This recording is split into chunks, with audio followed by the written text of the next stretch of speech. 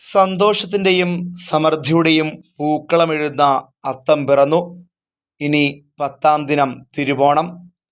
നാടെങ്ങും പൂവിളികളാൽ മുഖരിതമായി കഴിഞ്ഞു. പൂക്കളവും ആർപ്പുവിളികളും പുലികളിയുമായി ആഘോഷം കെങ്കേമമാക്കാൻ നാടൊരുങ്ങുകയാണ്. എല്ലായിടത്തും ഓണവിപണികൾ സജീവമായിട്ടുണ്ട്. നാടും നഗരവും ആഘോഷത്തിനുള്ള ഒരുക്കത്തിലാണ്. ഇനിയുള്ള നാളുകളിൽ മലയാളിയുടെ വീട്ടുമുറ്റത്ത് പൂക്കളങ്ങൾ നിറയും.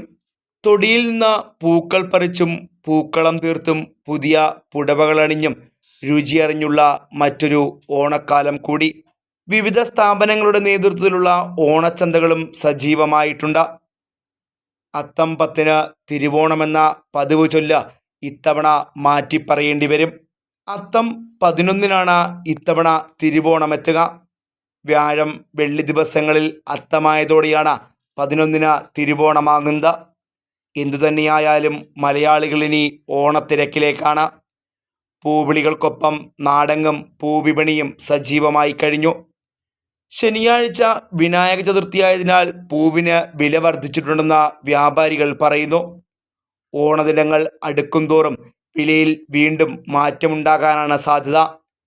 കിഴക്കൻ മേഖലയിലെ പ്രധാന പൂവിൽപ്പന കേന്ദ്രമായ പുനലൂരിൽ കഴിഞ്ഞ ദിവസം മുതൽ തന്നെ തമിഴ്നാട്ടിൽ നിന്നും പൂക്കൾ എത്തിത്തുടങ്ങിയിട്ടുണ്ട്. പതിവിൽ നിന്നും വ്യത്യസ്തമായി തദ്ദേശീയമായി പൂക്കൃഷിയും ആരംഭിച്ചിട്ടുണ്ട്. വസ്ത്രാലയങ്ങൾ, ജുവലറികൾ, ഗൃഹോപകരണ വിൽപ്പന കേന്ദ്രങ്ങൾ എന്നിവരും ഓണത്തിനുള്ള പ്രത്യേക വിലക്കിഴിവുകളും അറിയിച്ചിട്ടുണ്ട്. Fox TV news bureau, Punalur.